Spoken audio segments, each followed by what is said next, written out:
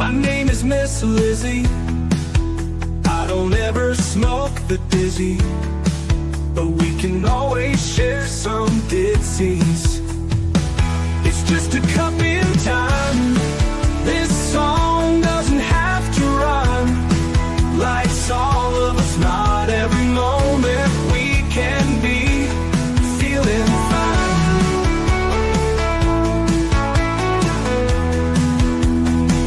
I wanna share a moment, just a second if you will, maybe even a cup of thrill.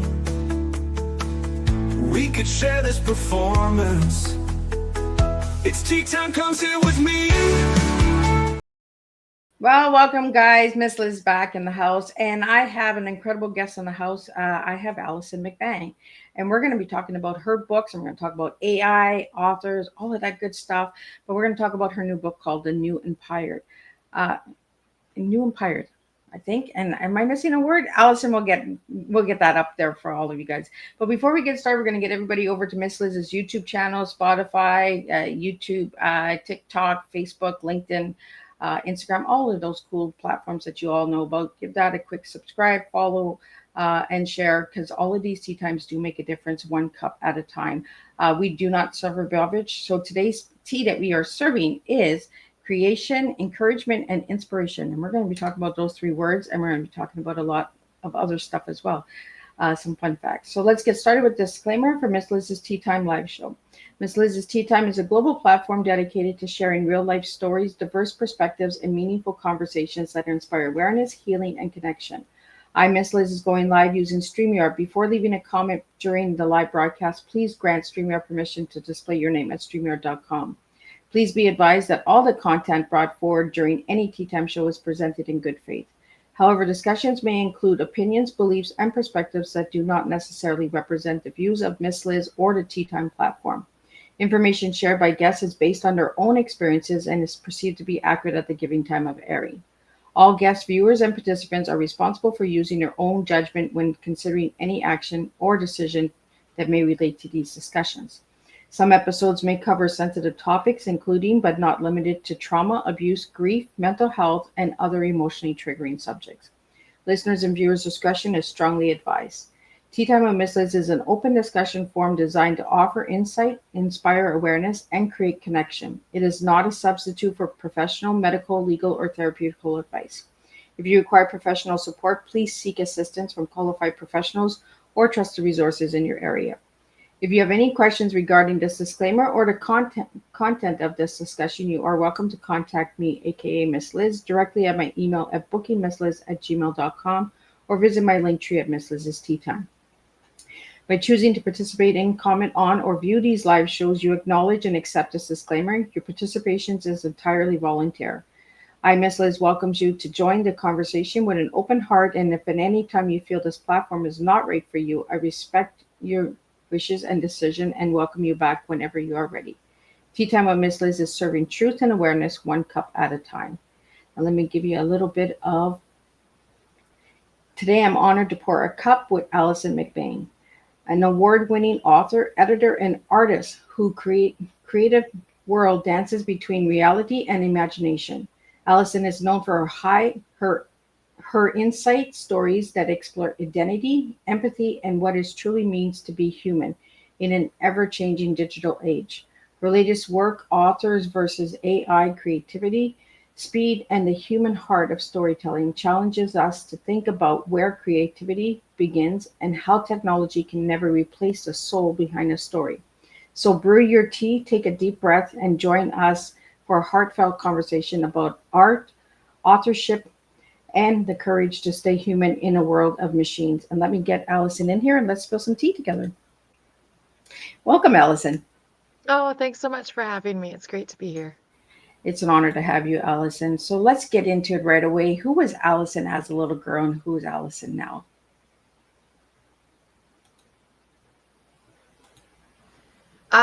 There's still a bit of that little girl inside of me because from when I was very small, as soon as I started to read and write, I knew I wanted to be a writer.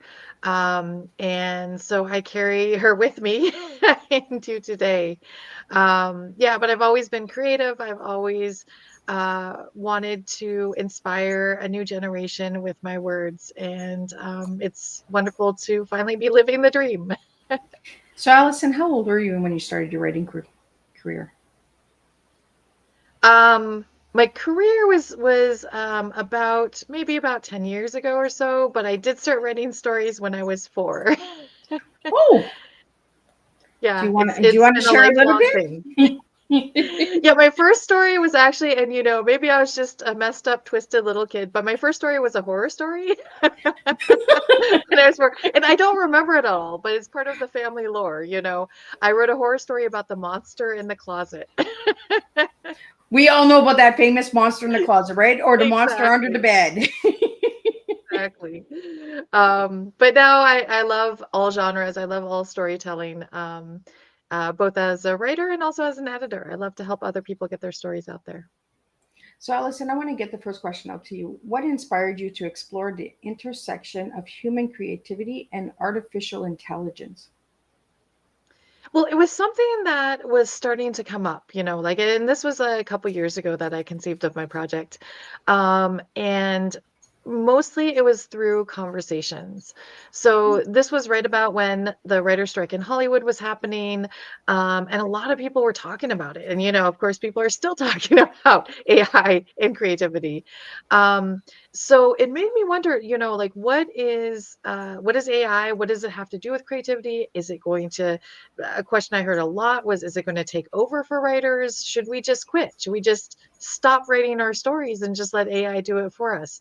And I wanted to conceive of a project that showed that human creativity was still paramount, was still what we're looking for as readers, as authors. You can't take out the human aspect of creativity and really still enjoy what is produced. Well, it takes away the authenticity, right? Yes, definitely. So let's talk about the word authenticity and authentic storytelling because we had a lot of questions that came in about that for you today.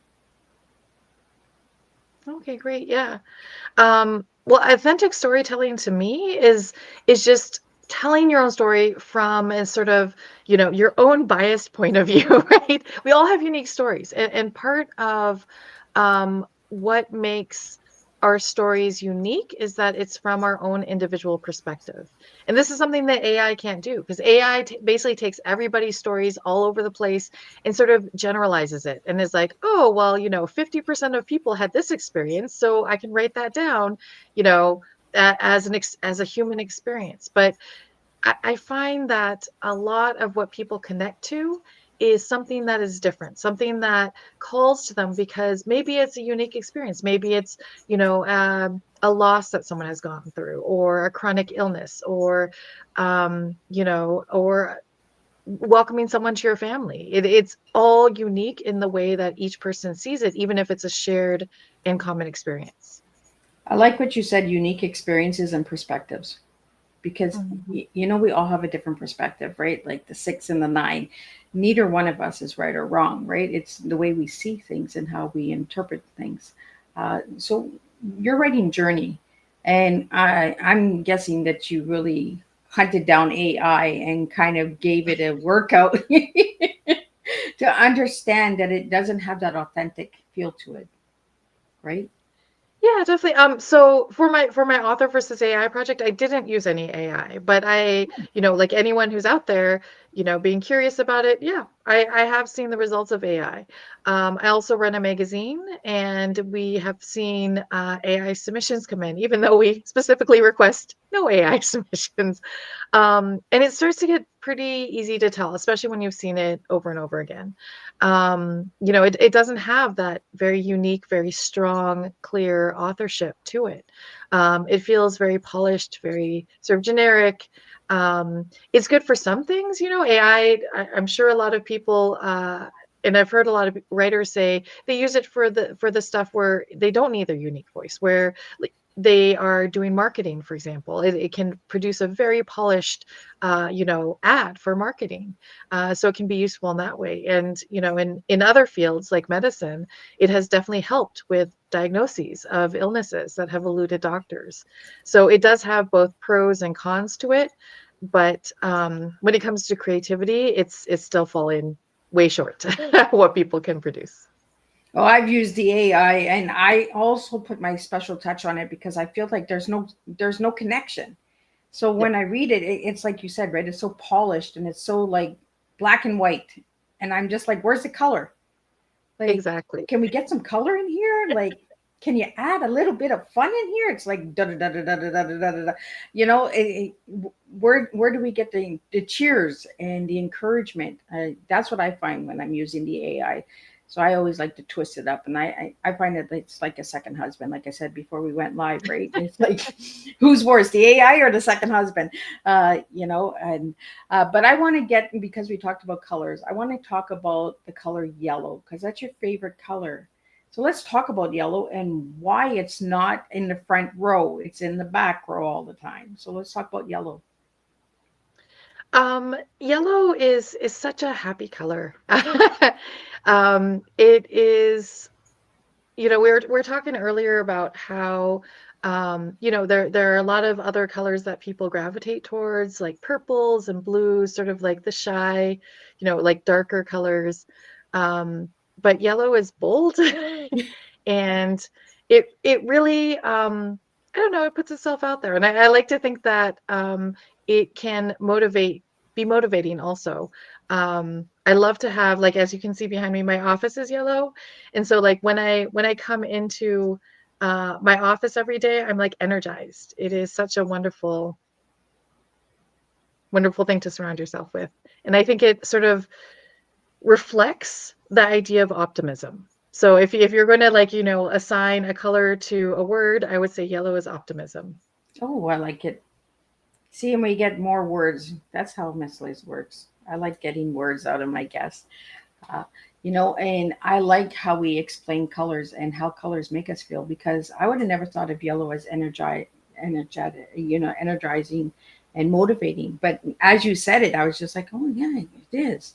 And bold. I wonder if that's why people stay away from the yellow because it's so bold, right? It's so passion, like it's there. And I love the color of your wall. Is it a certain type of yellow that's in your room?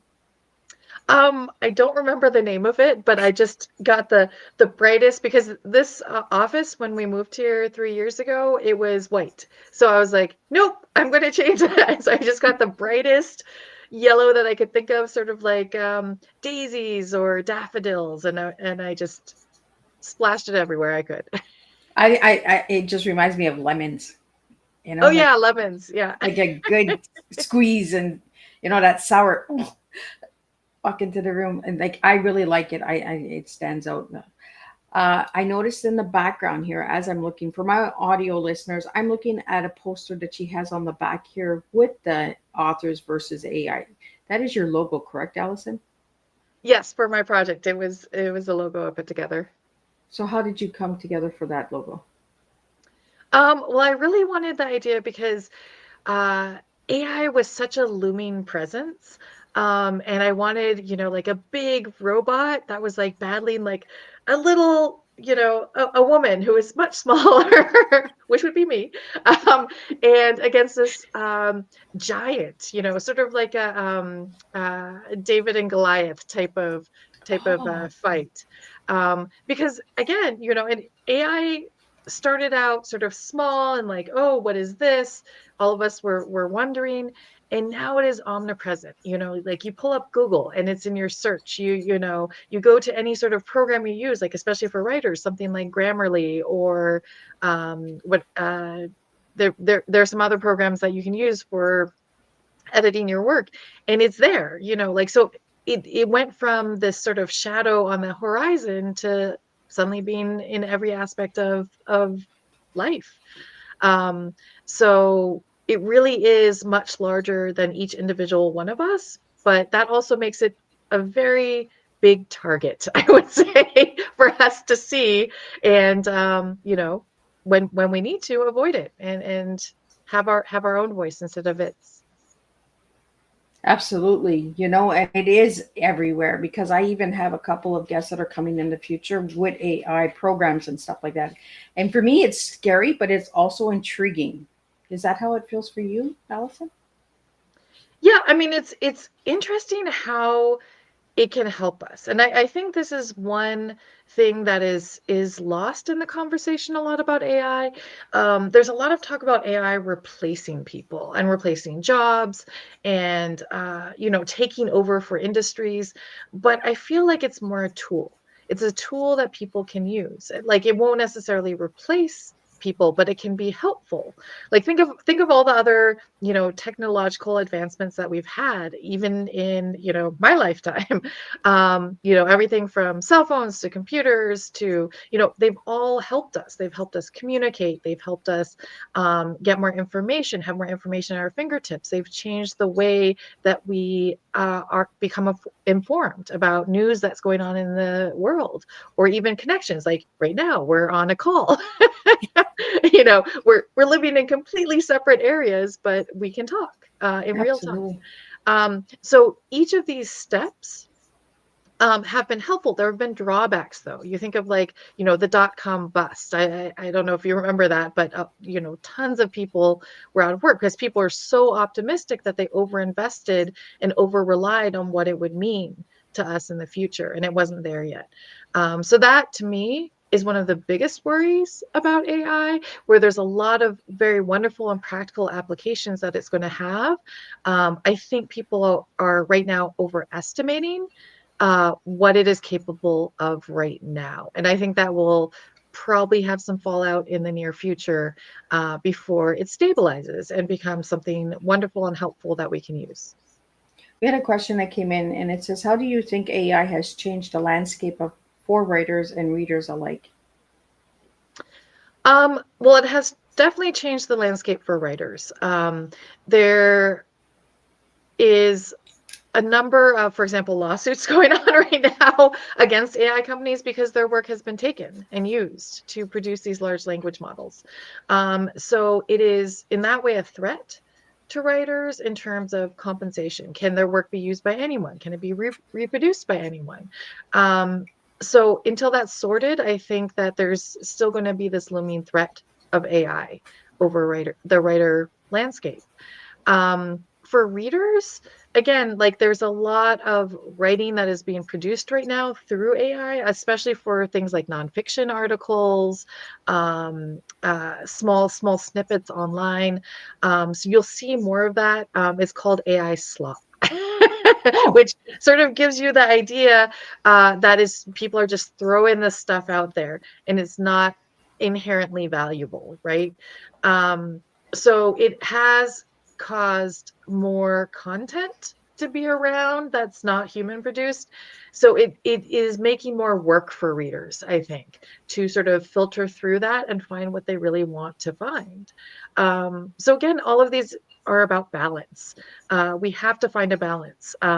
It's AI is everywhere. It won't be, eventually in the future. It's going to be used, I think, I hope, for certain key tasks, certain key industries.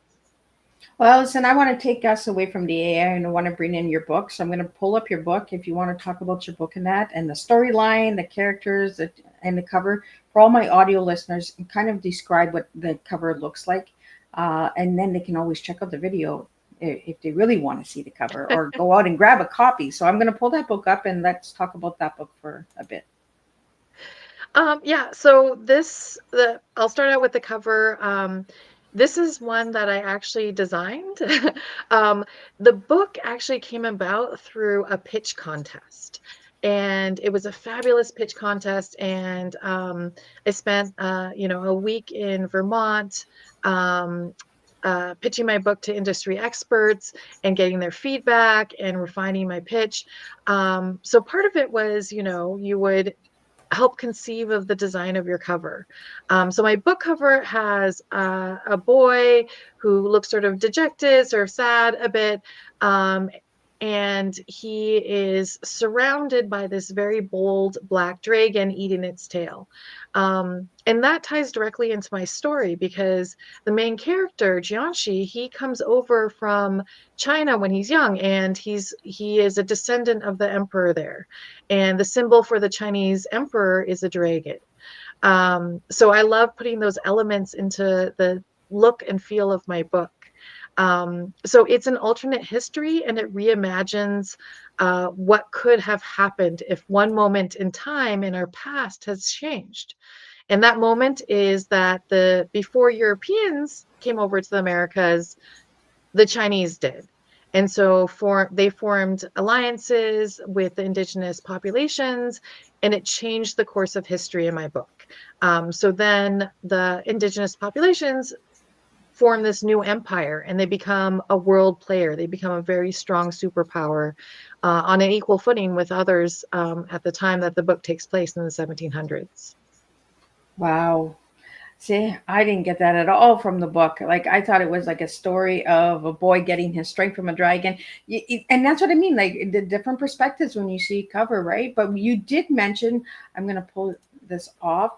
You did mention about the books. I found something about you here. Awards for book cover designs. And you have created some amazing book designs. If people go to your website, they can see that as well, Alison. So what got you into the book designs? My motto is do something creative every day, and it's something that I like to live by, because honestly, not every day do I feel like writing. And a lot of people will say, "Oh, you have to write every day if you want to be." No, I like to do something creative, and I have kids, so it's not always something that I'm going to be putting out there for sale or a service or something. So I feel like baking cookies is creative, right?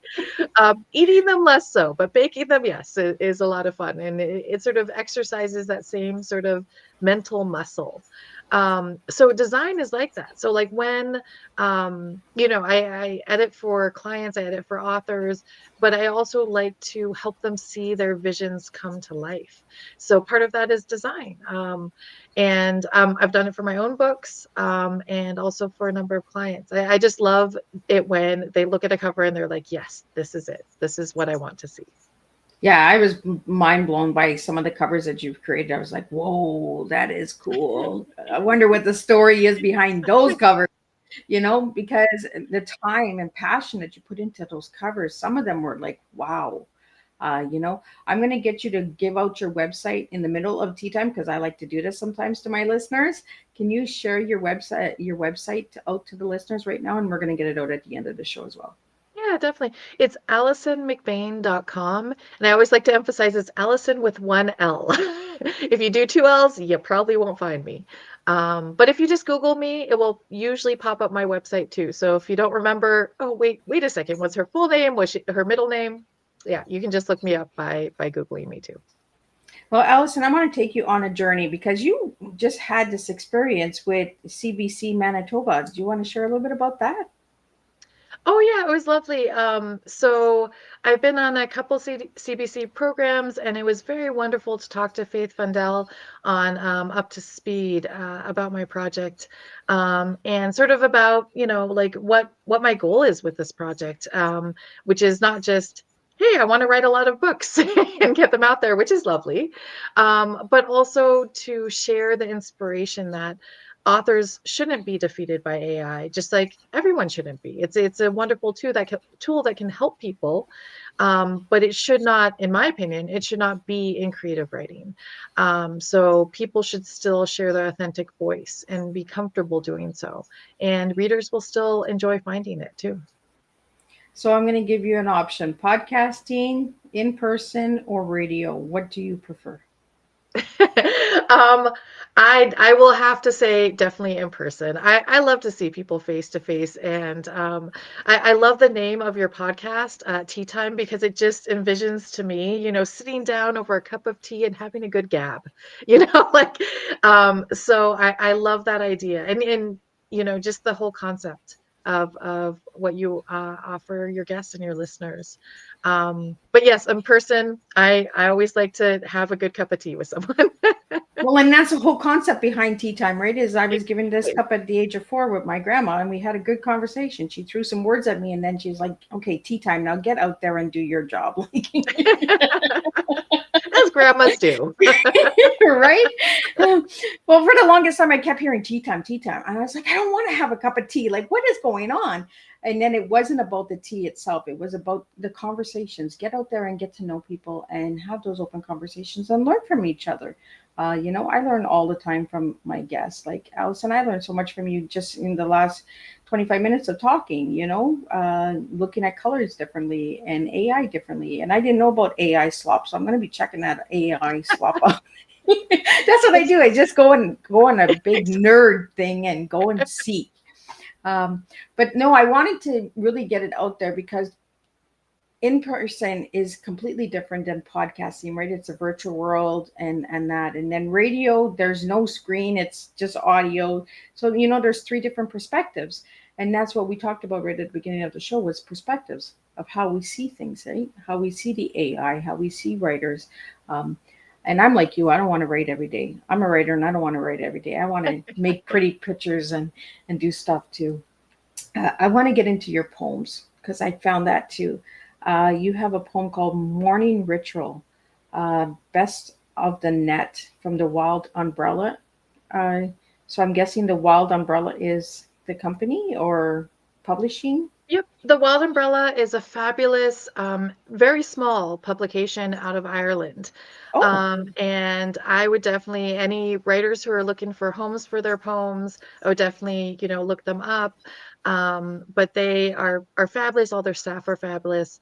But they nominated my poem for Best of the Net. And I was so thrilled recently to find out that it was a finalist for Best of the Net, which I had never conceived of, this small poem I wrote, making it all the way there, out of thousands of submissions. So I'm so thrilled. And that, again, the Wild Umbrella is an amazing publication run by an amazing team. I always like getting that information out there, right? Through my guests, like all these cool little places. Like I didn't realize it was in Ireland. I didn't dig enough. So I want to get into a couple of other questions that came in for AI. Then we're going to go back into the book a little bit more again, how people can get it and when it came out, how long it took to write. Let's get all of that good stuff out there about the book. And then we'll get back into the AI questions because I really want to focus on this book because this is your latest book. The New Empire, yes.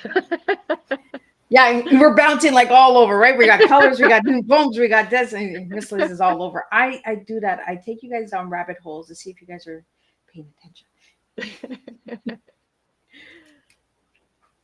So if you would like to share a little bit more on how long it took you to write the book and what started the story.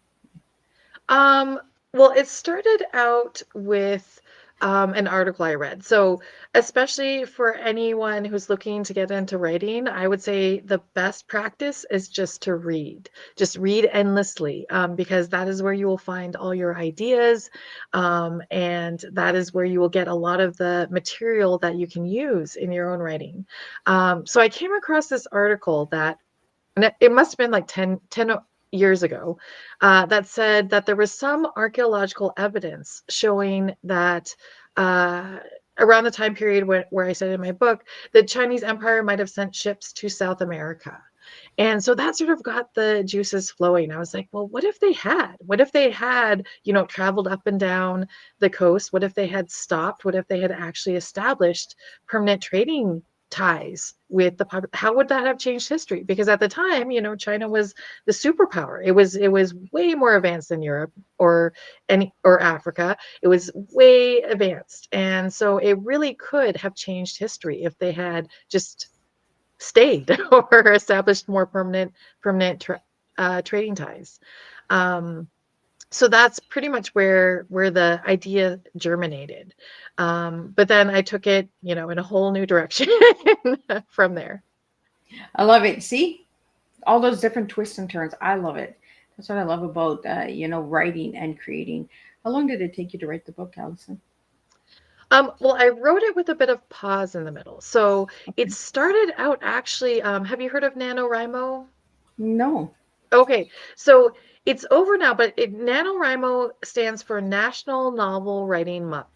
And it ran for 25 years. And people all over the world joined in. It started out very small, just a group of friends saying, hey, we're going to write, 50,000 words in a month. And then it just snowballed because everyone was like, well, I wonder if I can do this. So I think at the end, there were like hundreds of thousands of people who were doing this around the world. And the month was November. And so when I was, starting out, I had all of these ideas. I was like, well, you know what? I just need to sit down and write. So this concept started out with the first 50,000 words of the book written in one of these National Novel Writing Month, uh, sort of competitions. And then I set it aside, as one does. But then I heard about the contest, the competition, that I eventually went on to take place in. And, as I was pitching several books, I sent in several submissions to the contest administrator, and he was like, this is a winner. This is a great book.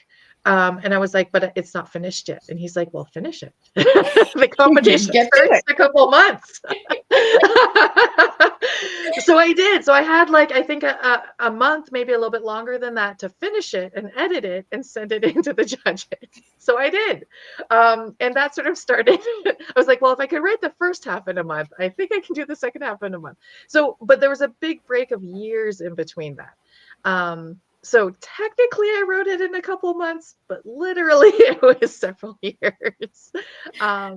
Yeah, but it And was, I was so happy that this, competition came along to light a fire under my butt pretty much to finish this book that I love so much. I want to get that out to my listeners, right? An incredible book sometimes takes years, you Oh, know, and then it comes out and it's like all the years make up for that time when that book comes out. When people really see, oh wow, it took you that long, but it's a good book. It's not rushed, it's not hurried. Well, you got hurried a little bit because but the yeah. concept of the book took years to write, and and I like when it takes time to write stuff because sometimes you need that pause in between writing to get that juice going again. And thanks for bringing awareness to that again. I did know about that, and I totally forgot about that. That's in November every year, correct? That contest. It was. So it shut down actually at the end of last year. So it did finish its run. You know, but there are a number of other competitions that are sort of taking up the reins because it was so popular. So I think Reedsy, I think, is doing one, Reedsy.com. They have a lot of writing competitions, but they're like, okay, well, we're going to step in and we'll, for all of you November writers, come on over to Reedsy and we'll give you a home for November. But one part that was so lovely about it was just the camaraderie and just the feeling of writing with so many other people. It was so wonderful to be like, okay, there's so much creativity going on in November. It is amazing, really. So, and getting to know these different writers as well, right? Bringing all the writers together and seeing the different creativity and storylines that are out there, and you'll be like, I would have never thought of doing that, you know? Exactly. Having that conversation back and forth, right? Getting different perspectives and different opinions also helps, and feedback as well. Uh, have you gotten any feedback on the cover of the book? On the cover, it did win an award for the cover, and the book itself did win several awards too, which I'm so thrilled by because you never know. Like every book you produce, you love it. It's your baby, right? Like you've spent so much time with it, and the characters they feel like family almost. So when you let it go out into the world, you're like, oh no, how is it going to do? Am I delusional? Am I the only one who will really like this story? So it's awesome to get that feedback, to have readers be like, this, I could not put this book down. It's wonderful that, others can see the vision that you had from the very beginning. So, Alison, I found that you wrote books called The Nice Guy, The Rose Queen, and The Rose War, or are those only book covers? Oh, some of those are book covers of books to come. But I did write a romance novel called The Impossible Guy, and the sequel is supposed to be The Nice Guy. That's still in progress. But I do find romance is a lot of fun. So, like, as you can probably tell from my description, The New Empire is sort of a heavier subject book. It tackles with a lot of issues, including slavery and freedom, and what individual identity means.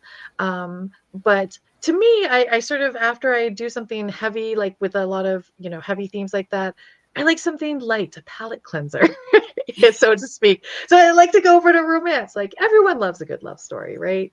Yeah. So in between, then after I finished that, I was like, okay, what am I going to do next? So I wrote a romance, and it was The Impossible Guy. Again, go and check out her website because these covers are amazing. Like, I was just like, wow.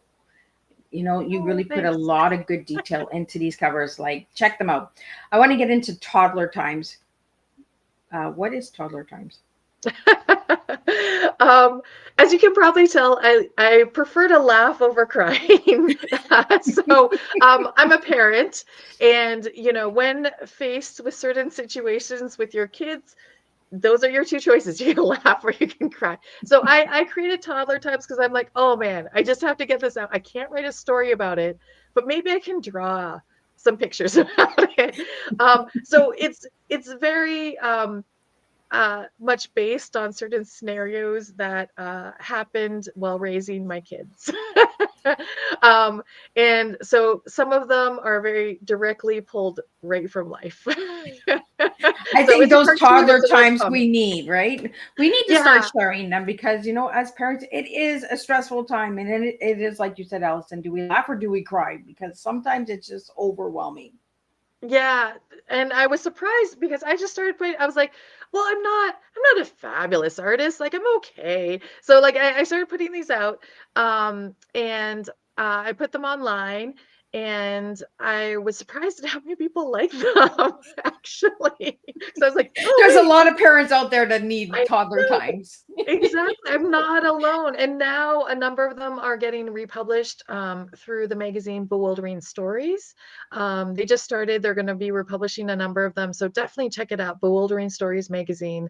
So if you'd like to find them, they're all coming out there. If you want to laugh at your own toddler situation at home. And some of those times it's like shake your head. Did that really just happen? Exactly. I want to talk about anthologies. You've been in a couple of anthologies. Do you want to talk about that experience? Yeah, it's so much fun to be a part of something bigger than yourself.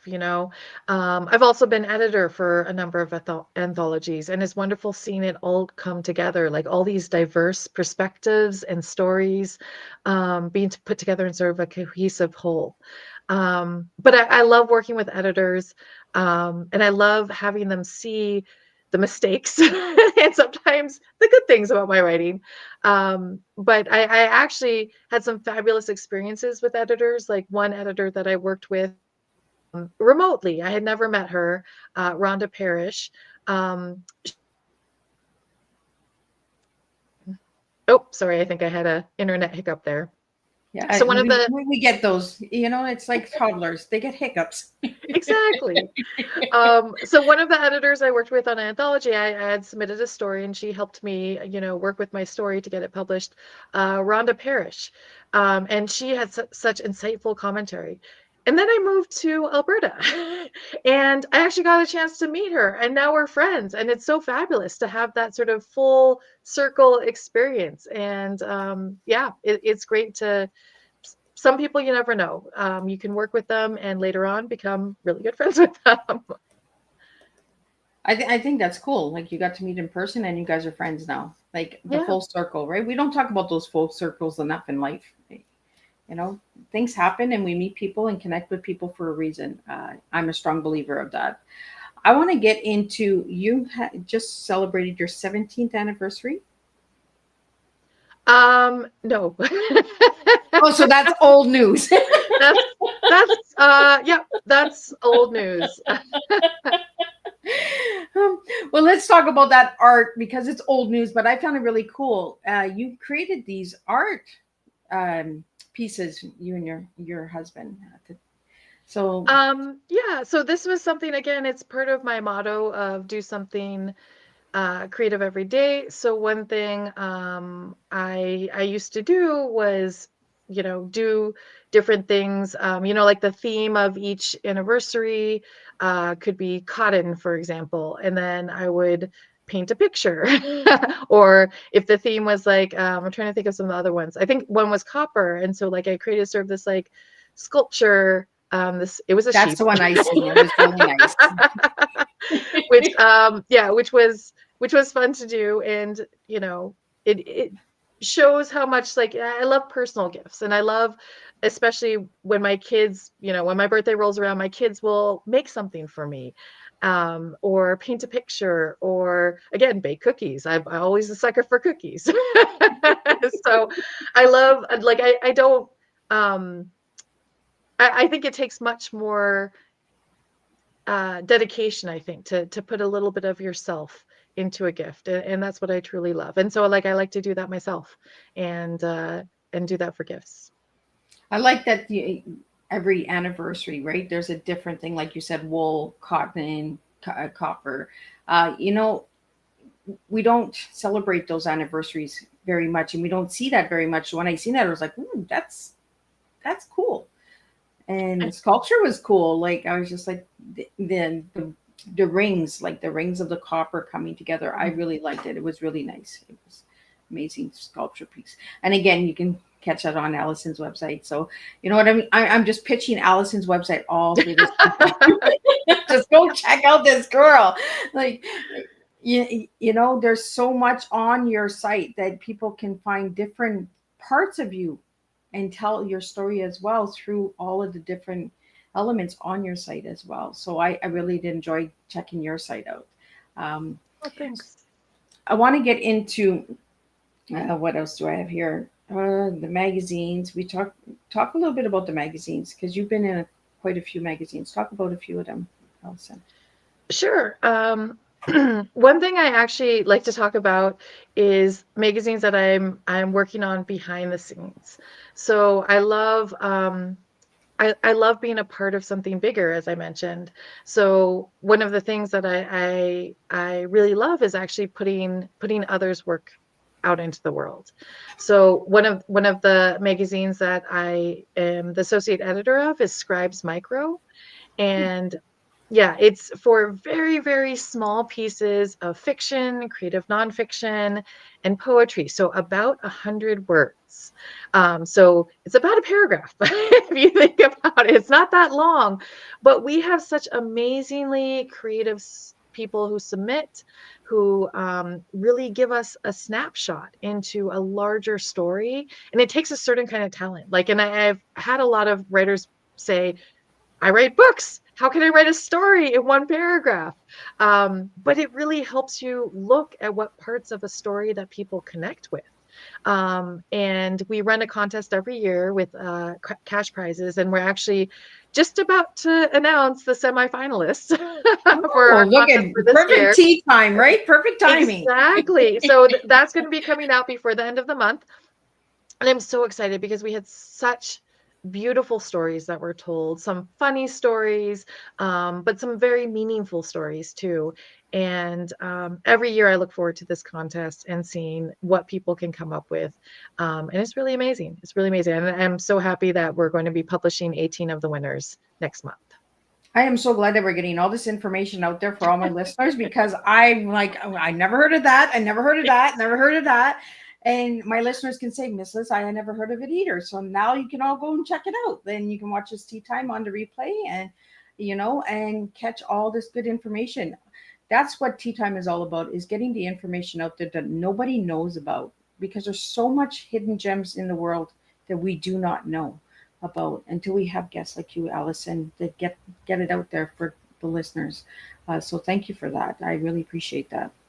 Oh, well, thanks so much. I'm happy to talk about any of these projects. And again, part of what I love to do is help other writers because it's a community. It really is. And when I was starting out, I got so much help from others, like where do I submit? How do I submit? Like just very basic, like, how do I fix this? This story is incomplete, so like for all of that, it's very much like a karma situation, I feel. So like, when you're starting out, you get a lot of stuff. You get a lot of information, you get a lot of help. You have people saying, "Oh, I know, you want to get in this magazine? I know the editor. Why don't we connect?" So like I had that happen to me, and it was so wonderful, and it really helped me not give up on my writing and keep on going. And so now I love to like turn them out and say, along my journey, I learned so much along the way, and now I'm happy to share it. And so I do workshops, I, help with the magazine, and I go on talks and I go on podcasts and talk about it. So however we can spread the joy, right? So do you have any cool workshops coming up, Allison, or events or anything like that that you'd like to get out there?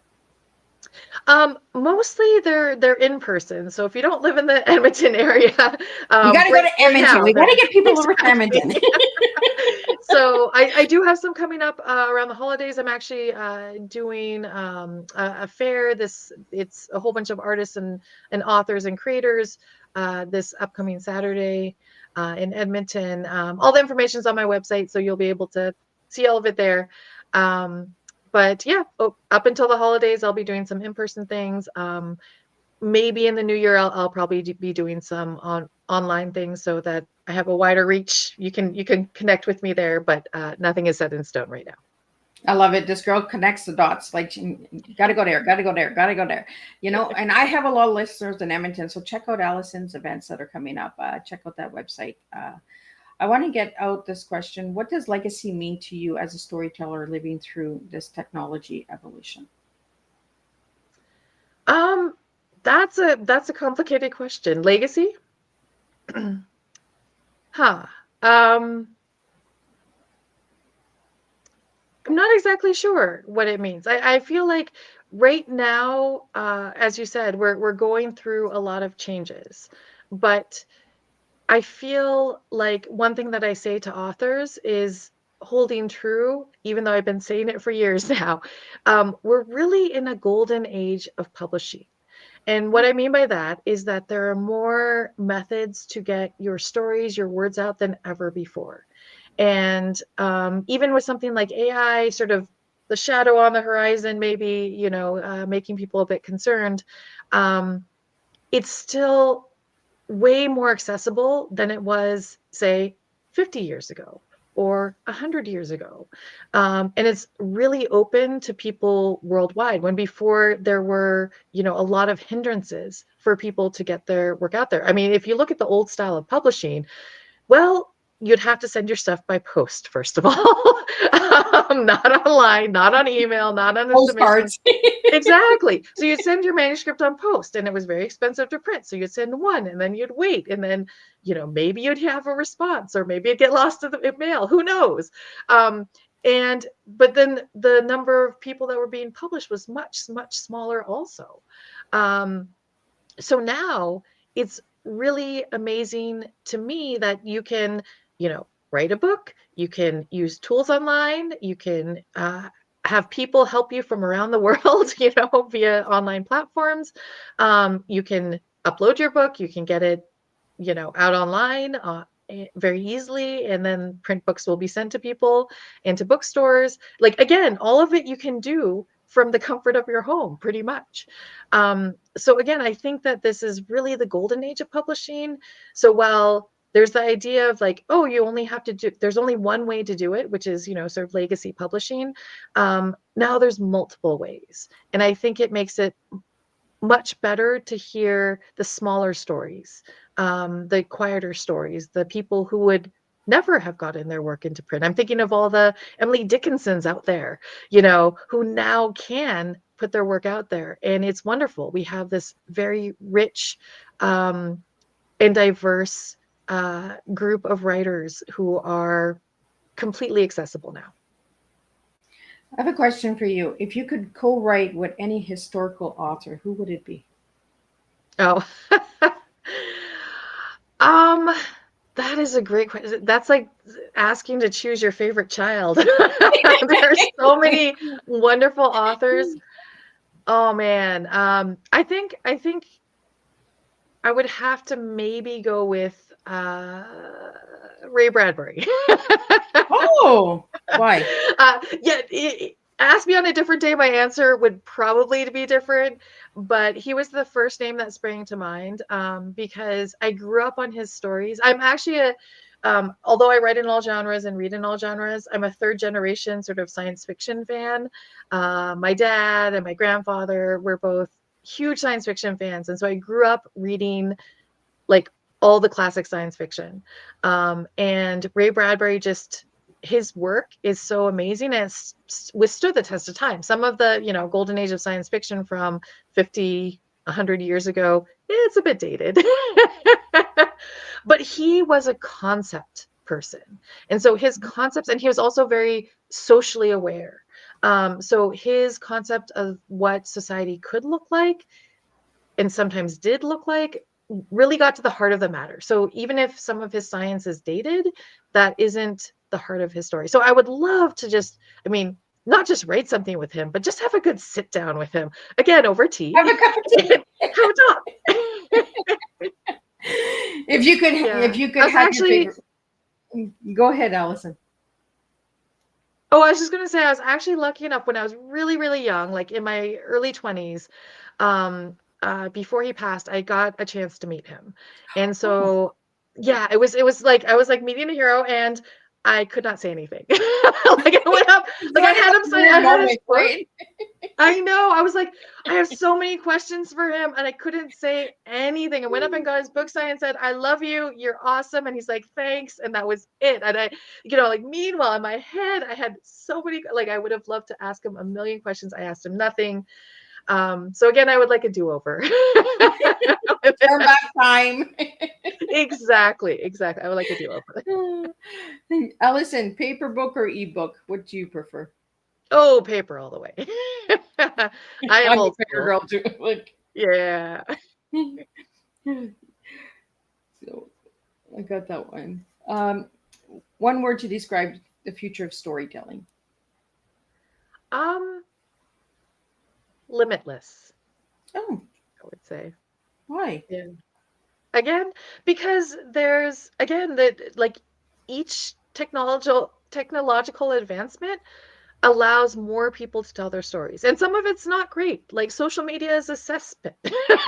Really. Like, it's sort of a necessary evil for marketing, but there's so much terrible stuff on there too. But it does allow some people to get their stories out in new ways, new mediums. So I feel like each step we take allows us more ability to reach more readers, to reach people who might not have been readers. Like look at audiobooks. That was like a revelation in literature, because now people who wouldn't necessarily sit down and read a book, print or ebook, now they can listen to it on the go. They can be jogging, they can be going to work, they can, so it allowed so much more access to people to hear these wonderful stories. So again, I feel like each new step we take allows more people to have that type of storytelling in their life. Well, audiobooks, what people don't realize as well is people who can't read, they can still hear. Mhm. So they can still get the story. So it actually helps people who can't read actually enjoy a book as well. Definitely. So I want to get into cookies because you mentioned cookies quite a bit. Maybe I'm hungry. I don't know. Favorite cookie, and do you have a recipe? Can we find that on your site? Like, are you going to put a section Oh, of Alison cookies? Or? I don't think you're right. So I like chocolate chip cookies. I'm very basic. Like that's like my go-to. And yeah, you can find fabulous chocolate chip cookie recipes everywhere. But one thing that I used to do with my kids, and this recipe and step-by-step pictures are on my website if you go further enough back in my blog, was so we would always for our kids, like, we'd have the big party and get the sheet cake that was like this big, but then you'd have all this leftover cake. So I was like, what do you do with this cake? So what I would do is the next day I would make birthday cake pancakes. So I'd get the leftover cake, I'd smush it all up, I'd add, eggs and flour and milk and stuff, and it would still have like bright speckles and like, stuff in it. And of course, it'd be super sweet. You wouldn't need any syrup for them. But I would make that my kids always look forward to it. And so like, I posted it on my website just because I was like, well, this is our tradition. I'm going to write about our tradition. So if you like a good recipe for what to do with that leftover birthday cake, go to my website. You can find it there. That's really cool, Alison. I would have never thought of doing that. There's a lot of birthday cakes that get left behind, right? If the kid doesn't like the cake and the guests don't like the cake. There's a lot of birthday cake left over sometimes. Sometimes there's no cake, and then there's other times there is lots of cake. Yeah, I never thought of that birthday pancakes. Look at it. I'm teaching me how to do stuff. My granddaughter, she'll probably be like, Nanny, yeah, let's do that. Oh yeah, and it's fun, and the kids get involved in it because they're like, "I'm mushing up the cake." It's like great. They love it. They think it's great. Well, and you have all the icing and everything. That's what you're saying. We don't need the syrup. Like you have all the toppings and sprinkles, and I think that's pretty cool. And chocolate chip cookies, there's a lot of million recipes out there. But is there a special thing you do with your chocolate chip cookies that nobody else does? I think I add so every recipe calls for like, I don't know, like a cup or two of. I add more chocolate chips. The chocolate is the best part. I don't know. Exactly. I'm like, yeah, there's a little bit of cookie with this chocolate. So but it's fun. And Alison, what message would you like to give to the young writers out there that are looking to start writing? What you could do to encourage them to get started? I would say I'll give them advice that I got when I was young, and it can be very helpful. Is just start writing, get a journal. Like again, the problem I think when you're young and starting out writing is confidence, and that will grow as you continue to write. So just write. You can keep it to yourself. You don't have to do anything with it. There was, and I'm trying to remember his name. There's some author who had published like 1 million books, and he was quite famous. And he said, just sit down and write, write 1 million words and then throw them away. And then you're ready to begin. So I feel like that is great advice because you're learning your voice. And that is what makes each author unique, and something, again, to tie it back to the beginning, AI can't take. You have your own unique voice. So figure out what it is, figure out what you want to write. And a lot of it is by writing what you don't want to write. I love that you said throw it away. Like how, I can't get it if it's thrown away. But it's useful. It's practice. It's like if you want to become a star athlete, you don't just step out of bed and say, okay, I'm on the Olympic team. You got to figure out how you can get there.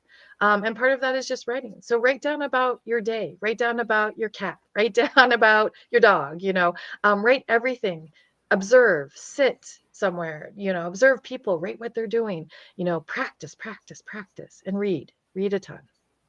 I love it. Good advice, for all the young listeners out there. They always come at me, Miss Liz, can you get us in there as well? I do not have anybody on Tea Time under the age of 18. I've only had one, and he was 12 years old. I'm really guarded with children because there's a lot on the internet, Oh, yeah. So, Alison, what final message do you have for everybody out there? And again, get your website out there, and if you could spell it for all the audio listeners. Definitely. I'll start with the website. It's AlisonMcBain.com, and that's Alison with 1 L, ALISON MCBAIN.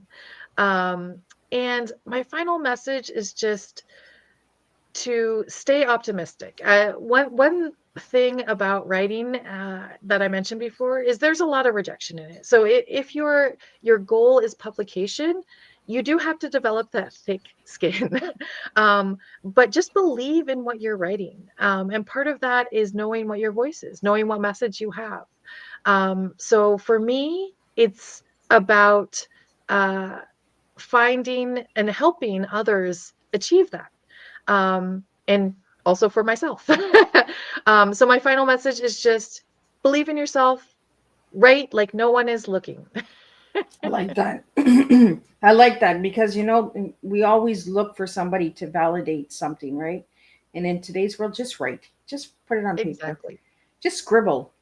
Put a dot, put a word, then put a dot, then put a word, and then find a missing word. It's almost like hangman, right? Where you put a letter and you kind of put into the sentence. So kind of just write it and just be sloppy. That's what I tell my children is just be sloppy. Just get it out. Just release. Well, no first draft is perfect. It never is. It doesn't matter if you're Stephen King. It's not going to be perfect the first time around. Right. And that's why we have editors like Alison that you can reach out to and check out your website and, get your edit done. Like send a rough draft and then she can correct and tell you. And I want to get that out before we wrap up, Alison. We are at the 1 hour, but I want to get that out there for editing. People can reach out to you on your website, correct? Yeah, that's correct. My email address is there. Just reach out and drop me a line. Awesome. Well, I really want to thank you. And I'm just going to do a closing summary and then we're going to wrap it up. And I'll see everybody at 7 p.m. with another tea and we'll go down some more rabbit holes with the next guest. Today's tea time with Alison McBain reminded us that creativity isn't competition with technology. It's a reflection of our hearts, our memories, and our shared humanity. Through her words, Alison showed us that storytelling is more than content, it's connection, a way of reaching across time and screens to say, I see you. As we close this tea time, may we each protect the spark of imagination that lives within us and keep writing our truths, one story, one cup, and one heartbeat at a time. Thank you guys, and I'll see you at 7 p.m. and we'll do this all over again.